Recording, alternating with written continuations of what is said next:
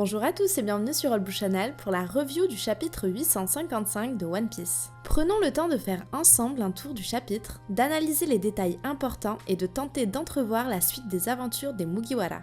Et à l'occasion d'un nouveau format spécial, on vous donne la chance de passer dans notre prochaine vidéo. Exposez-nous votre meilleure théorie avec 3 arguments maximum sur ask.fm/allbluechannel. Le thème de cette semaine est simple, la Tea Party. Nous ferons une sélection de vos meilleurs travaux et il y aura un nouveau thème chaque semaine. J'en profite également pour vous annoncer notre présence à la Japan Tour du 24 au 26 février prochain, événement durant lequel nous tiendrons une conférence sur One Piece en compagnie du doc de One Piece Passion.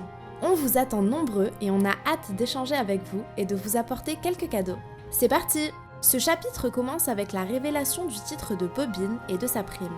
L'homme de main de Big Mom, dont on sait qu'il est capable de réduire des îles entières en cendres à lui tout seul, ne possède finalement qu'une prime de 155 millions, ce qui est relativement peu élevé pour le Nouveau Monde. Mais ne soyons pas induits en erreur. Comme on le sait, la prime ne reflète pas toujours la puissance d'un personnage. Attention aux mauvaises surprises donc. Mais ce n'est pas tout. On découvre une partie de son pouvoir qui semble liée à l'hypnose et lui permet d'endormir les personnes qui l'entourent.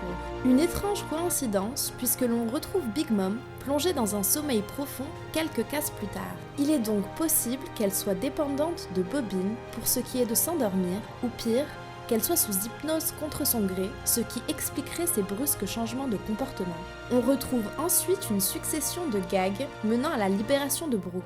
Au-delà de l'aspect comique, ce passage nous en dit long sur Big Mom et ses faiblesses. Malgré la puissance redoutable qu'elle représente, entourée de ses gardiens élémentaires et de son chapeau, elle reste néanmoins vulnérable aux ennemis rusés qui n'attaquent pas de front. Cela se confirme avec l'énorme révélation de Brook, qui a lui aussi dupé Big Mom et a caché les copies des poneglyphes dans son crâne durant tout ce temps. Big Mom n'a pas fini d'être mystérieuse et peut paraître selon les chapitres très forte ou très vulnérable. La différence de champ lexical entre Bobbin, qui utilise le terme démon des enfers en opposition au feu divin de Big Mom, peut également être un indice de cette fracture au sein du royaume de Totland. On a déjà eu un exemple avec Opera, qui n'a pas hésité à mentir à propos de l'évasion de Luffy par crainte de représailles. Les méthodes extrêmes de Big Mom, qu'elles soient volontaires ou non, est ce qui mène petit à petit son royaume à sa perte. L'image d'elle, endormie et écrasant une partie de sa propre chambre en voulant tuer une mouche, est une bonne représentation de sa situation actuelle. Et on retrouve enfin Sanji sur le chemin pour rejoindre Luffy. Ce qui saute aux yeux en premier lieu, c'est la nette référence au chapitre 841 concernant l'enfance de Sanji. Dans ce dernier, on le voit apporter à manger à sa mère sous la pluie et être attaqué par un chien. Dans ce chapitre, la configuration est presque la même. Sanji apporte à manger à Luffy sous la pluie et est encore attaqué par un chien. Ceci dit, son attitude n'est plus la même du tout. Sanji est désormais un homme déterminé et il ne fuit pas, mais se bat pour ne pas lâcher son panier. Le parallèle entre ces deux chapitres propose une symbolique très puissante qui en dit long sur la force des liens qui unissent Sanji à son capitaine. Ce chapitre nous laisse d'ailleurs sur un Luffy qui n'est pas loin d'atteindre les limites de son appétit, alors que le chapitre 855 nous laisse sur un Luffy amoindri et affamé comme rarement auparavant. Et comme on le sait, avec Oda, il ne faut rien laisser au hasard.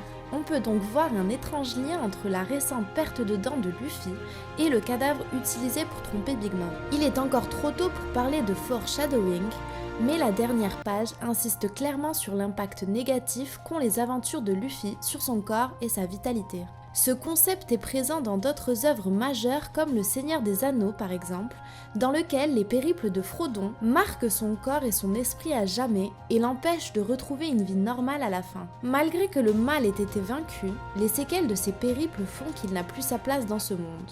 Ce qui n'est pas vraiment différent de la vie de Roger quand on y pense. Affaire à suivre.